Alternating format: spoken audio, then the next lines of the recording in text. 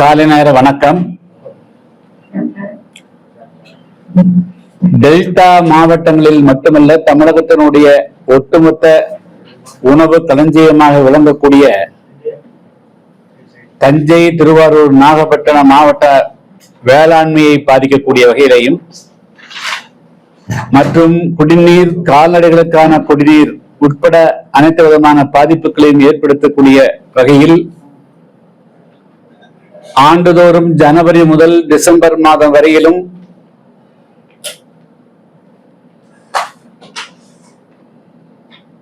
காவிரி நதிநீர் மேலாண்மை வாரியம் கொடுத்திருக்கக்கூடிய விகிதாச்சாரத்தின்படி இந்த ஆண்டு கர்நாடக அரசு காவிரி நீரை திறந்து விடாததை கண்டித்தும், அதே போல தொடர்ந்து நதிநீர் மேலாண்மை வாரியம் மற்றும் உச்ச நீதிமன்றத்தினுடைய தீர்ப்புகளுக்கு மாறாக மேகதாது அணையை கர்நாடகத்தில் கட்டுகின்ற அந்த முயற்சியை உடனடியாக தடுத்து நிறுத்த வேண்டும் என்று வலியுறுத்தியும் அனைத்து அரசியல் கட்சிகள் சார்பாக கடந்த 7ஆம் தேதி சென்னையில் மிகவும் வெற்றிகரமாக ஆர்ப்பாட்டம் நடைபெற்றது. தொடர்ந்து அடுத்த கட்ட நடவடிக்கைகள் குறித்து விவாதிக்க 16ஆம் தேதி என்று மீண்டும் நாங்கள் அனைத்து கட்சி சென்னையிலே கூடவிருக்கிறோம். இதை மிக முக்கியமாக கடந்த ஒரு மாத காலமாக தமிழ்நாடு அரசுக்கு நாங்கள் ஒரு மிக முக்கியமான வேண்டுகோளை வைத்தோம்.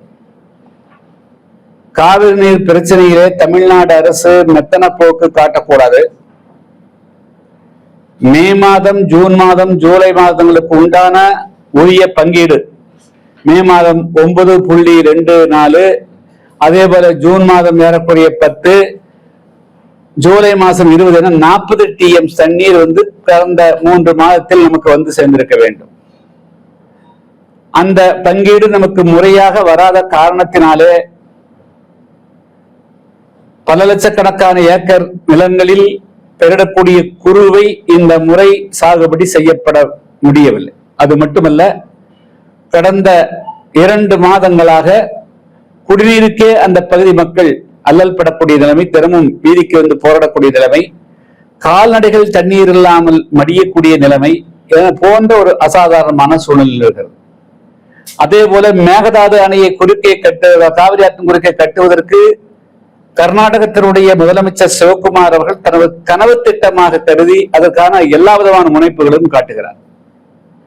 அங்கே தண்ணீர் கொடுக்கக்கூடிய இடத்திலே இருக்கக்கூடியவர்கள் கொடுக்க முடியாது. உச்ச நீதிமன்றமே தீர்ப்பு கொடுத்தாலும் கூட கொடுக்க முடியாது என்று சட்டமன்றத்திலே தீர்மானத்தை நிறைவேற்றியதோடு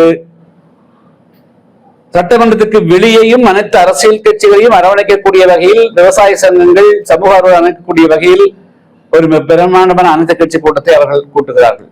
எனவே அதே போன்று தமிழகத்தில சட்டமன்றத்திலே மட்டும் தீர்மானம் நிறைவேற்றினால் போதாது, ஒட்டுமொத்த தமிழ்நாடும் இதில் ஒன்றாக இருக்கிறது, ஓரடியில் இருக்கிறது, ஒருமித்த குரலோடு இருக்கிறது, எந்த விதமான கருத்து முரண்பாடுகளும் இல்லை என்ற வகையில அனைத்து கட்சி கூட்டத்தை கூட்ட வேண்டும் என்று சொல்லுகின்ற பொழுதெல்லாம் அனைத்து கட்சி கூட்டம் தேவையில்லை என்று சட்டமன்றத்திலேயே சொல்லுகிறார்கள். தீர்மானம் மட்டும் போதும் என்று சொல்லுகிறார். இதற்கும் தமிழ்நாட்டினுடைய அனைத்து அரசியல் கட்சிகளும், தமிழகத்தை ஆட்சி ஏற்கனவே ஆண்ட திமுக கட்சி, அண்ணா திமுக உட்பட அனைத்து அரசியல் கட்சிகளுமே குரல் கொடுத்த பிறகும் கூட இன்று இருக்கக்கூடிய அரசு அதற்கு செவி சாய்க்கவில்லை. அதே சமயத்தில் மக்களுடைய பிரச்சனை, அதாவது காவிரி நீர் பிரச்சனை என்பது அன்றாடம் போகக்கூடிய பிரச்சனை கிடையாது. தமிழகத்துல கடந்த காலங்களில் நாமெல்லாம் ஒன்றுபடாத, விழிப்புணர்வு இல்லாத காலகட்டங்களில் 60களில் 70களில் அவர்கள் தங்களுக்கு விருப்பப்படி காரங்கி அணையை கட்டி கொண்டார்கள்.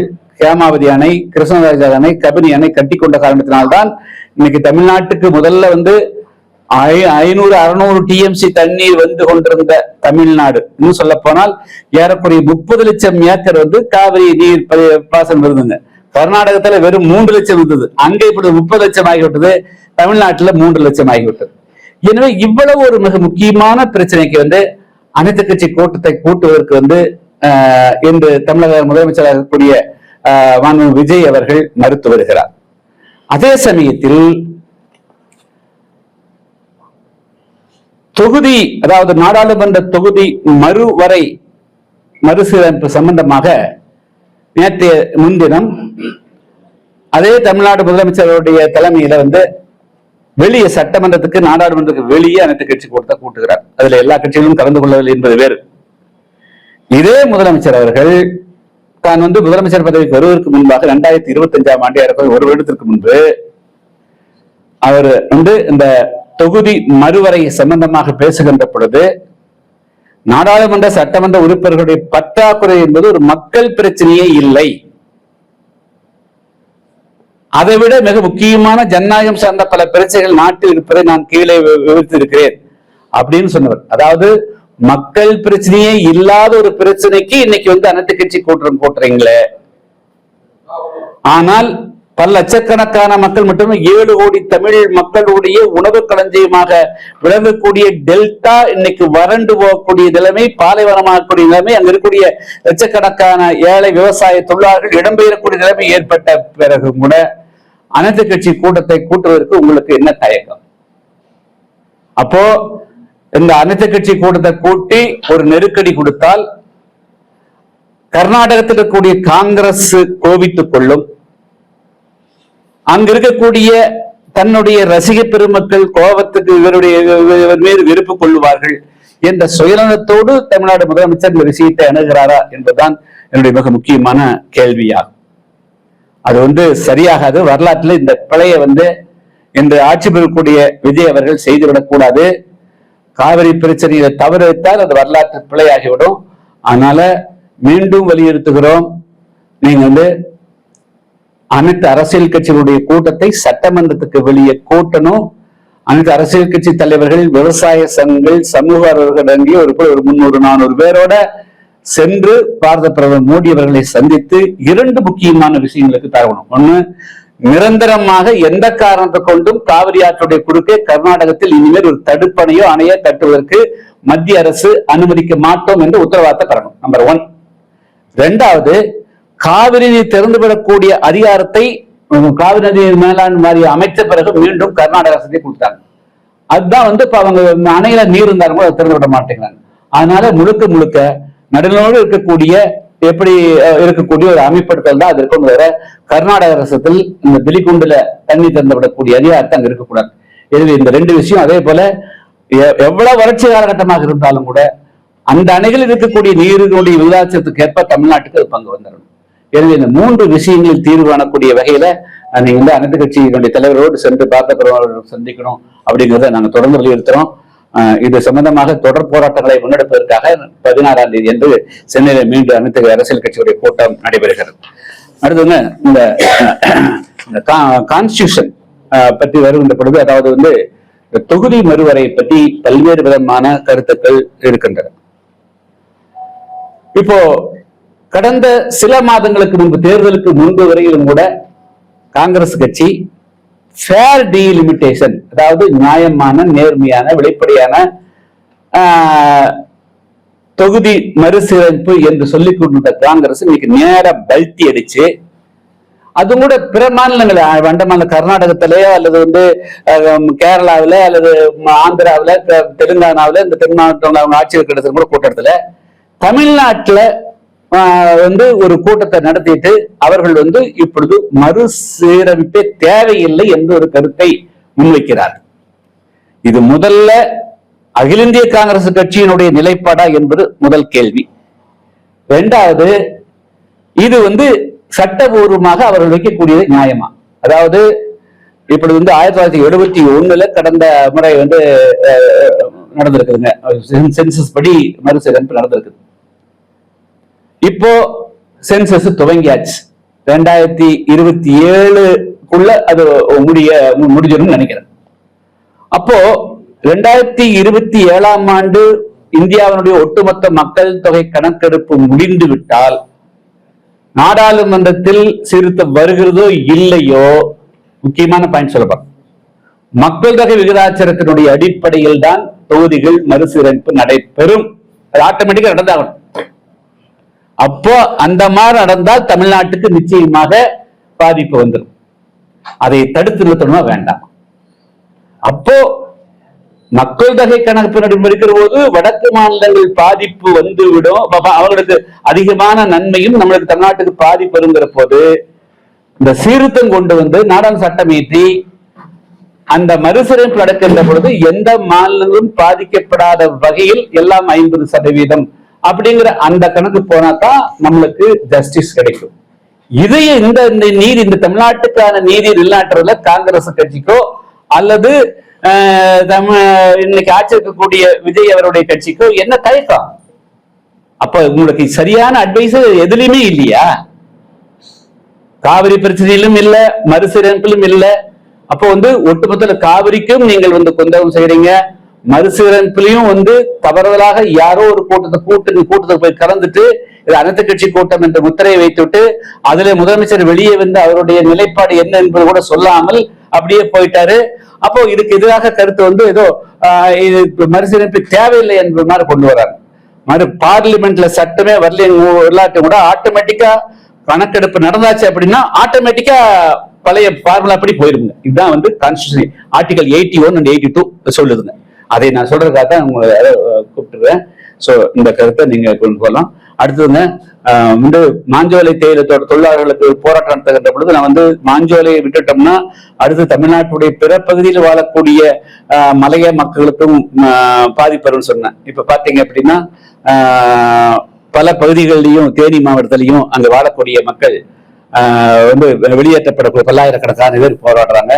எனவே தமிழ்நாடு அரசு உச்ச நீதிமன்றத்துல ஒரு தீர்ப்பு கொடுத்துட்டாங்க அப்படிங்கிறதுக்காக தமிழ்நாட்டினுடைய மாஞ்சோலையோ மேகமலையோ அல்லது வால்பாறை அல்லது கூடலூர் பகுதி இருக்கக்கூடிய மக்களை நிராயுதமானாக்கி அவங்களை வெளித்தரை கொண்டு வந்தோம்னா அவர்கள் எல்லாம் பசியோடும் பட்டியோடும் கிடக்கூடிய சூழ்நிலை வரும். அதனால 5 தலைமுறை 6 தலைமுறைகளாக மலைப்பகுதிகளுக்குள்ள வேளாண்மை செய்து மலைப்பகுதிக்கு எந்த விதமான குந்தகமும் இல்லாமல் இருக்கக்கூடியவர்களை எந்த விதமான தொல்லையும் செய்யக்கூடாது. எனவே மாநில அரசு இதுல தனி கவனம் செலுத்தணும். அது மாஞ்சோலையாக இருந்தாலும் மேகமலையாக இருந்தாலும் சரி, அல்லது கூடலூர் இருந்தாலும் அங்க வாழக்கூடிய மக்களை எந்த விதத்திலும் துன்புறுத்தக்கூடாது அப்படிங்கிறது புதிய தமிழகம் கட்சியின் நிலைப்பாடு. இதுக்கும் நாங்க ஒரு போராட்டத்தை அனைத்து கட்சியின் சார்பாக முன்னெடுத்திருக்கிறோம். அதுக்கும் 16ஆம் தேதி அந்த தேதி அறிவிப்போம்.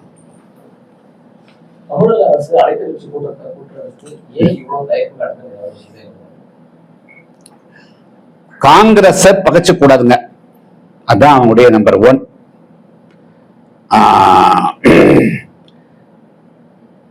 நம்ம இந்த மக்களை சினிமாவில் திரைப்படத்துல பாடுகின்ற பொழுது இவங்க கொடுக்கிற வெள்ளி காசு, இவங்க கொடுக்கிற தங்க காசுன்னு பாராட்டுறாங்க, இதெல்லாம் பேசுறாங்க.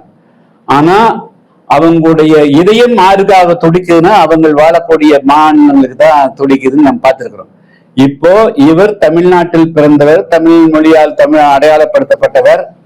காவிரி பிரச்சனையில நீங்க அனைத்து கட்சி கூட்டத்தை கூட்டுவதற்கு என்ன தயக்கம் அப்படி என்று சொன்னால் இவர் அங்க கர்நாடகா, அதாவது பாம்பும் சாகணும் தடியும் ஒடியக்கூடாது.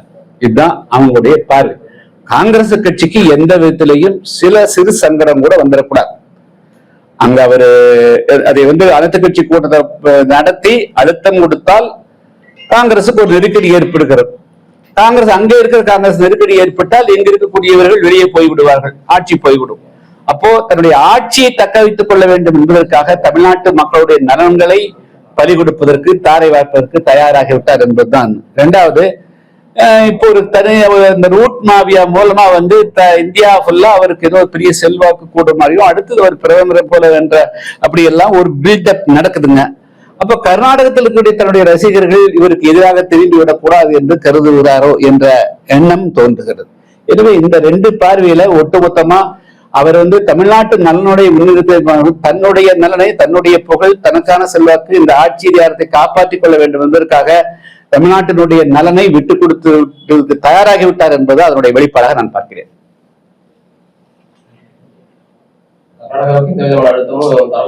தரதற்கு தயாராக இல்லை. அதுதான்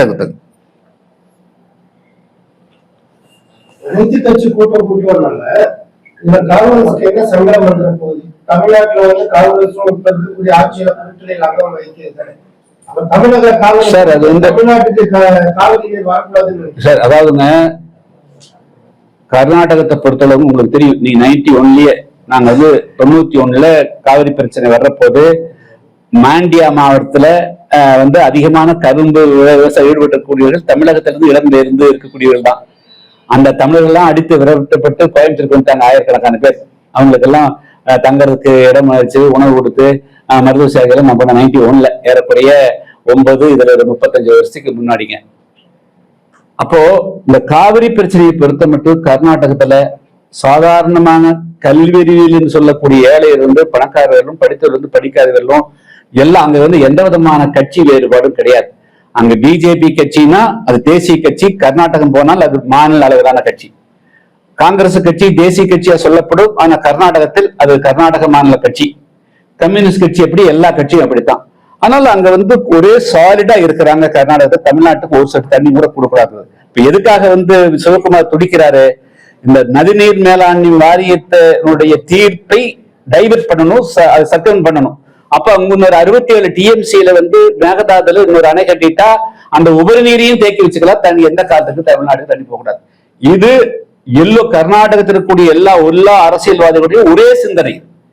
இப்படி ஒன்று இருக்கின்ற போது இதுக்கு எதிராக வந்து நலனெடுக்கிறதா சாதாரண இருக்க முடியாது. தமிழ்நாட்டு மக்கள் தங்க அரசியல் கட்சிகளை ஒன்று திரட்டினா தான் முடியும்.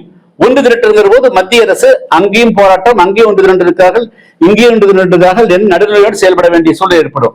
அங்க வந்து 100 கிலோ வச்சுட்டு இங்க 10 கிலோ இருந்ததுன்னா அதான தூக்கம் ஆச்சுங்களா? சோ அதனால வந்து தமிழ்நாடு முதலமைச்சர் இங்க இருக்கக்கூடிய ஆட்சி அதிகாரத்தினுடைய பலகீனத்தை பயன்படுத்தி கொண்டு கர்நாடகத்தில் இருக்கக்கூடிய அரசியல்வாதிகளும் தங்களுடைய கர்நாடகத்தினுடைய நலனை பாதுகாத்துக் கொள்ள நினைக்கிறார்கள். அதற்கு இங்க இருக்கக்கூடிய ஆட்சியாளர்கள் இப்பொழுது துணை போகிறார்கள். அதான் ரெடி டு காம்ப்ரமைஸ். அவர்கள் தமிழ்நாட்டின் நலனை தாரை வார்ப்பதற்கு பறிகொடுப்பதற்கு தயாராக இருக்காருன்னு அவருடைய பொருள். அனைத்து கட்சி கூட்டமாக இதுக்கு தீர்வு காண முடியும் நினைக்கிறீங்களா, அல்லது சட்டப்படி? ரெண்டு விஷயம் இல்ல, சட்டப்படி இது குறித்து ஆராயணுங்கிறது ரொம்ப முக்கியமான ஒரு விஷயம். அதாவது முதல்ல பொலிட்டிக்கலா, அதாவது கன்சாலிடேட் ஆல் போர்சஸ், தமிழ்நாட்டில் கூடிய அனைத்து மக்களையும் ஓரணியில் திரட்டி நிற்பது நம்ம பேசிக் ஃபண்டமெண்டல் தான், ஃபண்டமெண்டல் அடிப்படை. அதுக்கு பிறகு நீதிமன்றத்தை நாடுவது, அதுக்கு பிறகு காவிரி ஆண்மைக்கூடியது வந்து legal procedure. But basic fundamental அங்க வந்து பந்து நடத்துறாங்க, அங்க ஆல் பார்ட்டி மீட் நடத்துறாங்க. உங்களுக்கு என்ன கஷ்டம்? அங்க தண்ணி கொடுக்கக்கூடிய இடத்துல இருக்கிறாங்க. ஆனால் வாங்கக்கூடிய இடத்துல இருக்கக்கூடியவங்க, கஷ்டப்படக்கூடிய இடத்துல இருக்கக்கூடியவங்க ஆண்டுதோறும் விதேச பண்றோம். ஆல் பார்ட்டி மீட் நடத்தக்கூடிய என்ன தடுக்குது? ஏன் அப்ப நீங்க வந்து இது நடத்துறீங்க? ஆல் பார்ட்டி மீட் நடத்தினா என்ன குறைஞ்சு போயிடும்? அரசு செலவுல எல்லாத்தையும் கூப்பிடுங்க, அவங்க வர்றாங்க, அவங்க சொந்த செலவு வர்றாங்க, ஒரு டீ காபி கொடுக்குறீங்க, இது தயக்கம். அப்ப உங்களுக்குள்ள ஏதோ ஒரு உள்நோக்கம் இருக்குல்ல. அப்ப இல்லைன்னா காங்கிரஸ் உங்களை அழுத்துதா, அல்லது அழுத்துக்கு நீங்க இடையாகிறீங்களா? அப்ப ஏதோ ஒரு மூன்றாவது போர்ஸ் உங்களை வந்து தமிழ்நாட்டு மக்களுக்காக செயல்படாம தடுக்குது. அதுக்கு நீங்க இடையாகிறீங்கன்னு அர்த்தம். புதிய தமிழகத்தை விட்டுருங்க, நான் புதிய தமிழகம் பேசுறேன். டாக்டர் கிருஷ்ணசாமியா ஒரு சாதாரண தமிழ்நாட்டுடைய சிட்டிசனா பேசுறேன். சின்ன கேள்வி என்னன்னா, புதிய தமிழகம் கட்சி கிருஷ்ணசாமி அவர்கள் வந்து அனைத்து கட்சி கூட்டம் கூட்ட வேண்டும் நிர்பந்தப்படுத்துறீங்களா, விரும்புறீங்களா, அல்லது சட்ட போராட்டம் நடத்தி விரைந்து தீர்வு காணணும் அப்படிங்கறது அடுத்த பொறுப்பு நினைக்கிறீங்களா? முதல்ல தமிழ்நாடு டாக்டர் கிருஷ்ணசாமி புதிய தமிழகம் மட்டுமல்ல, தமிழ்நாட்டில் கூடிய அனைத்து பிரதான கட்சிகள் தான் முதலில் சொன்னேன். ஆட்சியில் திராவிட முன்னேற்ற கழகம், அண்ணா திராவிட முன்னேற்ற கழகம், கம்யூனிஸ்ட் கட்சிகள், தமிழ்நாட்டில் கூடிய அனைத்து ஒரு காங்கிரஸ் தவிர தாவேகாவை தவிர பாக்கி அனைத்து அரசியல் கட்சிகளும் தமிழ்நாட்டில் வந்து காவிரி பிரச்சனை, மேகதாது பிரச்சனை சீரியஸான பிரச்சனை. எனவே அனைத்து அரசியல் கட்சிகளையும் கூட்டத்தை நடத்தி அந்த கூட்டத்தை வந்து இந்திய அரசு போய் பார்க்கணுங்க. இந்திய அரசு பிரதமருக்கு வலியுறுத்தணும். நாடாளுமன்றத்தில் காலையில ஒரு அமைச்சர் வந்து ஒரு நீர்ப்பாசனத்துறை அமைச்சர் வந்து பிற மாநிலங்களுடைய அனுமதி தேவையில்லை அப்படின்னு சொல்றாங்க. காவிரி அணை பெருக்கை கட்டுவதற்கு அனுமதி தேவையில்லைங்கிறாங்க. இன்னொரு அமைச்சர் வந்து ஆமா அவசியம்ங்கிறாங்க. சோ மத்திய அரசு இருக்கக்கூடிய அமைச்சரவையிலேயே 2 துறை, சுற்றுப்புற அமைச்சரும் நீர்ப்பாசன அமைச்சருக்கும் மாறுபாடு இருக்குது. அதனால மத்திய அரசு ஒரு தெளிவான முடிவெடுக்க வேண்டும் என்று சொன்னால் இங்க இருக்கிற அனைத்து கட்சியினுடைய பிரதிநிதிகளும், விவசாய சங்க பிரதிநிதிகளும் பாரத பிரதமரை டெல்லியிலே சென்று அழுத்தம் கொடுத்தால்தான் மத்திய அரசு ஒரு தெளிவான முடிவுக்கு வரும். எனவே சட்ட ரீதியாக போராடுவதற்கு முன்பாக தேவைப்படுவது பொலிட்டிக்கல் கன்சாலிடேஷன். இப்ப கடந்த 5 ஆண்டுகள்ல இதுவரைக்கும் இதே காவிரி நீர் பிரச்சனை, மேகதாது பிரச்சனைக்காக எத்தனை முறை அனைத்து கட்சி கூட்டம் நடந்திருக்கு, எத்தனை முறை தீர்மானம் நிறைவேற்றப்பட்டிருக்கு, எத்தனை முறை டெல்லி சென்று மந்திரிகளை எல்லாம் பார்த்திருக்கிறாங்க, அதனுடைய ரிசல்ட் இதுவரைக்கும் நமக்கு என்ன கிடைச்சிருக்கு? அதாவது காவிரி நதிநீர் மேலாண்மை வாரியம் அமைக்கப்பட்ட பிறகு இப்பொழுதுதான் இந்த இஷ்யூ வந்து சீரியஸ் ஆகுது. இந்த வருஷம் தான் அந்த வறட்சியான காலகட்டத்தில் மே ஜூன் ஜூலை மாசம் நம்மளுக்கு கிடைக்க வேண்டிய நீரை கர்நாடகம் கொடுக்காமல் ஒரு அசாதாரணமான சூழல் ஏற்பட்டிருக்கிறது. எனவே இப்போ இந்த நேரத்தில் தான் நம்ம எதிர்க்கிறோம்.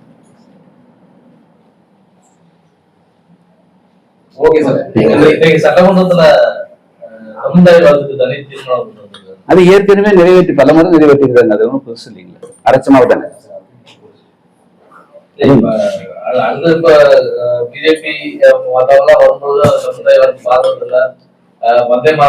இல்ல அது ஏன் இவங்க வந்து மனோன்மன் சுந்தரராஜ் பல்கலைக்கழகத்துக்கு தானா பாடிக்க வேண்டியதானே. இவங்க அவ்வளவு படிச்சு புரிஞ்சு போறாங்க. கூலியூருக்கு போறது இங்க இருந்து புரிஞ்சுட்டு போறீங்க. அரசுதான், அரசு சொல்றேன், அரசுதான் சொல்றேன். நீங்க இது பல்கலைக்கழகம் உங்களுடைய கண்ட்ரோல் இருக்குது. நீங்க எதுக்கு நீங்க வந்து சொல்றது இதுதான் பாடுன்னு சொல்லுங்க, இல்ல ப்ரோக்ராம் நிறுத்துங்க. நீங்க கான்ஃபரன்டேஷனுக்கு ரெடி ஆகணும்ல. நீ கான்ஃபரன்டேஷன் இல்லைன்னா அப்புறம் விமர்சைகள் தானே வரும். நீங்க வந்து மத்திய அரசோடு மோதல் போக்கு இல்லை என்றால் அப்ப நீங்க சரணாகதி தான் தயாராகணும். நீங்க உங்களுக்கு அரசு சொல்ற அரசு பரிந்துரைக்கிறதா தீர்மானத்தின் மூலமா வந்து நாங்க தமிழ்நாட்டு அப்படின்னு அவங்க ஒரு காட்டிக்க விரும்புறாங்க, அவ்வளவுதான். அதெல்லாம் வந்து அதை நடைமுறைப்படுத்த முடியுமா இல்லையாங்கிறது பார்க்கலாம். என்ன பண்றாங்கன்னு பார்த்து தான் சொல்ல முடியும். இதை வந்து how far they are going to implement it, எந்த ப்ரோக்ராம் இம்ப்ளிமெண்ட் பண்றாங்க, எது இம்ப்ளிமெண்ட் மறுக்கிறாங்க அப்படிங்கறத பார்த்து தான் சொல்ல முடியும். அடுத்த ப்ரோக்ராம் என்ன நடக்குதுன்னு பார்த்து தான் சொல்ல முடியும். சப்போஸ் கவர்மெண்ட் வரலன்னு வச்சுக்கோங்க, என்ன செய்வாங்க? அப்படி ஒரு கான்ஸ்டிடியூஷனல் பிரேக் டவுன் வரும்ல. நான் இப்படி பாடலைன்னா வரமாட்டேன்னு சொன்னார்னா கவர்மெண்ட் எல்லாம் நடத்துவாங்களா அப்படிங்கிறத பல கேள்விகள் இருக்குது. இப்ப என்ன சொல்லுவாங்கன்னா பொறுத்திருந்ததை பார்ப்போம். ஓகே.